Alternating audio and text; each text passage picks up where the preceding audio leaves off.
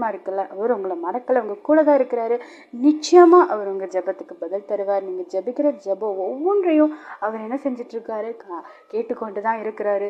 உங்க கண்ணீரை நீங்க வடிக்கிற ஒவ்வொரு கண்ணீரையும் அவர் பார்த்து கொண்டு தான் இருக்கிறாரு. சீக்கிரமா உங்களுக்கு பதில் தருவாரு. ஸோ எந்த குறித்துமே கவலைப்படாதீங்க.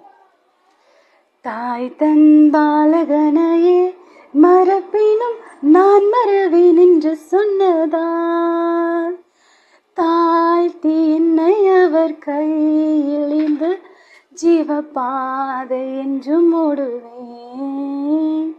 தாழ்த்தி என்னை அவர் கையில் இந்த ஜீவ பாதை என்றும் ஓடுவேன்.